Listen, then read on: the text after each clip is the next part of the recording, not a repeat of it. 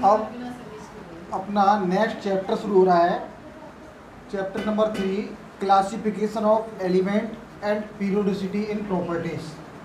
Classification of element, classification मतलब बांटना, element को बांटना, एंड पीरियोडिसिटी इन प्रॉपर्टी, और उसकी जो प्रॉपर्टी है ना पीरियोडिसिटी यानी क्रमिकता क्या रहती है ये बताना। इस चीज़ का हमें अध्ययन करना है इसमें। तो सबसे पहले है why we need for classification of element.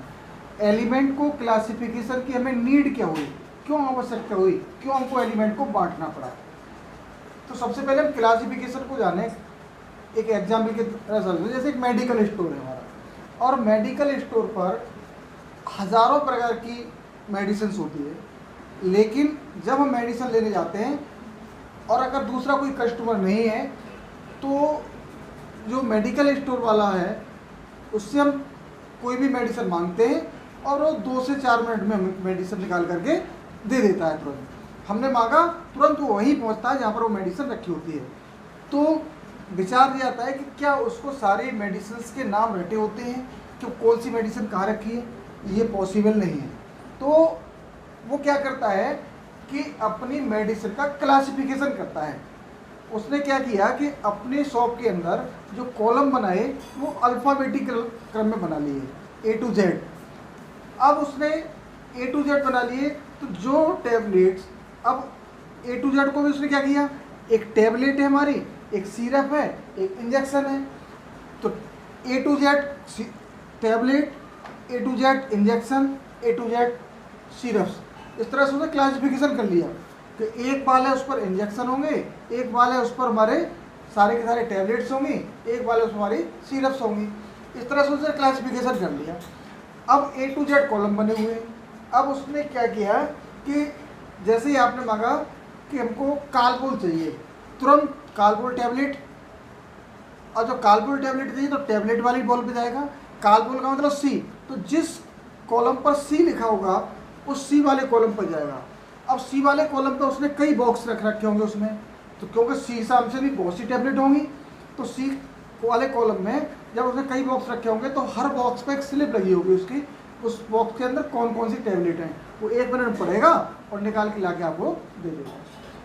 यही क्लासिफिकेशन हमारा होता है किसी शॉपकीपर के यहाँ। कोई बिजनेस, परचूनी की दुकान है, परचूनी की दुकान पर भी हज़ारों की संख्या में सामान होते हैं, लेकिन हम जो लेने जाते हैं वो तुरंत दुकानदार वहीं बैठ के बता देता है उसके पास है या नहीं है, और है तो कहाँ है तुरंत ला के देता है। उसने भी अपना क्लासिफिकेशन कर रखा है। साबुन अलग रखे होंगे, साबुन में भी नहाने के साबुन अलग होंगे, कपड़े धोने वाले साबुन अलग होंगे, हर चीज़ का अलग अलग उसने क्लासिफिकेशन रखा है। वो केवल उसी कॉलम को देखेगा और आपको दे देगा। इसी तरह से जो क्लासिफिकेशन है वो एलिमेंट के अंदर भी होता है। अब एलिमेंट, तो अब हमें यहाँ ये समझना चाहिए कि एक मेडिकल स्टोर वाले को, एक शॉपकीपर को क्लासिफिकेशन की नीड क्यों हुई, आवश्यकता क्यों हुई। तो हमारे ध्यान में आता है कि अपने काम को आसान बनाने के लिए, अपने काम को आसान बनाने के लिए क्लासिफिकेशन की नीड होती है। एलिमेंट को के काम को कैसे आसान बनाएंगे, तो एलिमेंट्स जो है उनकी हमको प्रॉपर्टीज पढ़नी होती हैं।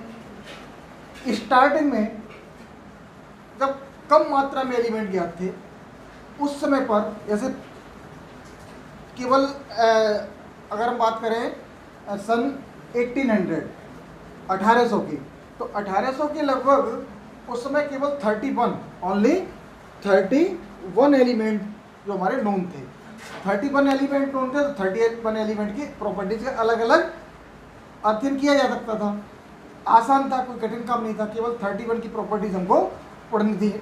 लेकिन धीमे धीमे क्या हुआ कि ये 1865, ये थे 1800 तक, वो 1865 तक आते आते इनकी जो स्ट्रेंथ थी वो 63 हो गई।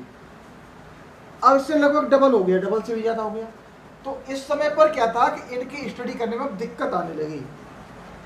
जब इनकी स्टडी करने में दिक्कत आने लगी तो यहाँ पर एक विचार आया कि इनका कुछ ऐसा किया जाए, ऐसा क्लासिफिकेशन किया जाए कि इससे इनकी स्टडी को आसान किया जा सके। यही संख्या हमारी, और वर्तमान में जो कह सकते हैं हम कि 114, और इसमें 114 में 94 एलिमेंट्स जो है हमारे वो नेचुरल है, बाकी सब मैन मेड है या आर्टिफिशियल है, ये कह सकते हैं। तो अब 63 थे, फिर 94 हो गए, तो 63 पर भी प्रॉब्लम आ गई थी। तो उस समय पर ध्यान आया कि एलिमेंट को हमें कुछ ग्रुपों में बांट देना चाहिए। अब ग्रुपों में कैसे बांटा जाए, तो उसमें the arrangement of element in such a way that similar elements fall within same vertical group, vertical column. यानी कि एलिमेंट को इस तरह से अरेंज किया जाए कि जो सिमिलर एलिमेंट्स हैं, जिनकी प्रॉपर्टी सिमिलर हैं, उनको एक ही वर्टिकल कॉलम में रखा जाए। तो इस प्रोसेस को जो कहा गया, और उसको कहा गया क्लासिफिकेशन ऑफ एलिमेंट। तो क्लासिफिकेशन ऑफ एलिमेंट की अगर डेफिनेशन आती है तो हम क्या देंगे, बहुत सिंपल सी डेफिनेशन है कि the arrangement of element in such a way, the arrangement of element in such a way that similar elements falls with same groups या same vertical columns and dissimilar elements are separated. जिनकी property same थी वो एक group में, और जिनकी property dissimilar यानी अलग अलग थी वो सेपरेट अलग ग्रुप में रखे गए।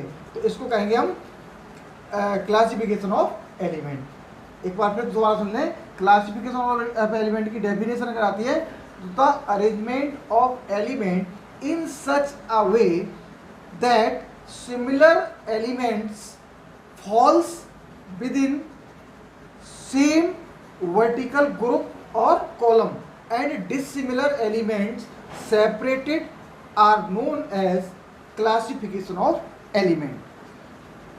अब जब क्लासिफिकेशन ऑफ एलिमेंट हमें मालूम पड़ गया तो क्लासिफिकेशन ऑफ एलिमेंट हुआ कैसे। तो सबसे पहले, और जो जब क्लासिफिकेशन ऑफ एलिमेंट का हो गया तो एलिमेंट के क्लासिफिकेशन से पीरियोडिक टेबल का जन्म हुआ।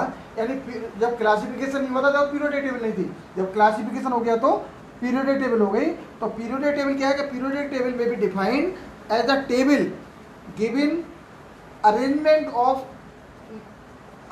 Of all known elements according to their properties and the similar element fall within the same vertical column and dissimilar elements are separate. जो हमारी क्लासिफिकेशन ऑफ एलिमेंट की उसी को जोड़ दिया गया कि इस प्रकार की जो व्यवस्था रखी गई, जैसे हमारे पास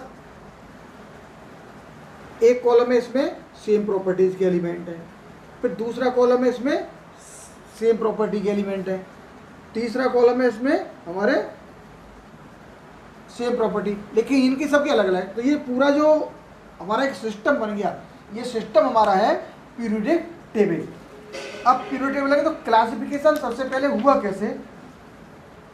सबसे पहला जो क्लासिफिकेशन था वो दिया न्यूलैंड ने, Newland law of octave, Newland law of octave. Newland का ऑक्टेव रूल क्या था, जिस तरह से संगीत का प्रत्येक जो सातवां स्वर होता है वो पहले वाला ही होता है, इसी तरह से एलिमेंट को केवल 7 ग्रुपों में बांटा उन्होंने, और कहा कि प्रत्येक एलिमेंट को अगर उनके एटॉमिक मास के इंक्रीजिंग ऑर्डर में रखा जाए तो प्रत्येक जो 7वां एलिमेंट है उसकी प्रॉपर्टी पहले वाले एलिमेंट से मिलेगी, यानी कि प्रत्येक 7वां एलिमेंट पहले वाले ग्रुप में रखा जाएगा। ये न्यूलैंड का ऑक्टेव रूल था। नेक्स्ट था डोवेराइनर ट्रेड्स।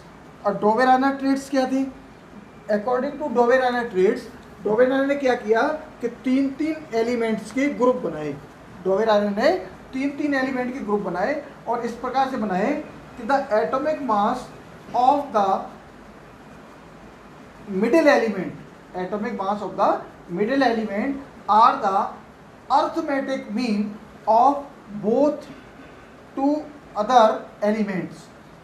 यानी कि 2 एलिमेंट, जैसे हमारा जो सबसे पहला जो ट्रेड बना वो ना था, सबसे पहला lithium sodium potassium, lithium sodium and potassium. Lithium का एटॉमिक नंबर 7 होता है और पोटेशियम का 39। तो सोडियम का एटॉमिक मास निकाले हम, atomic mass of sodium is equal to क्या था, दोनों के, ये एक ट्रेड है हमारी, इनको एक ग्रुप में रखा गया, इसी क्रम में रखा गया। तो इसमें जो एटॉमिक मास ऑफ सोडियम है वो शेष दोनों जो हमारे एलिमेंट हैं इनके अर्थमेटिक मीन यानी कि 7 + 39/2 इजिकल टू 46/2 इजिकल टू 23। ये डोबेनायर की ट्रेड्स थी, पहली ट्रेड्स। लेकिन ये डोबेनायर ने जो ट्रेड्स बनाई ये बहुत ज़्यादा कारगर सिद्ध नहीं हुई और डोबेनायर की जो ट्रेड्स थी वो फेल हो गई, क्योंकि केवल एटॉमिक नंबर 20 यानी कि एटॉमिक नंबर 20 तक जाते जाते केवल 6-7 डोबेनायर की ट्रेड्स बनी। इसके अलावा डोबेनायर का जो रूल था वो यहीं पर फेल हो जाता है।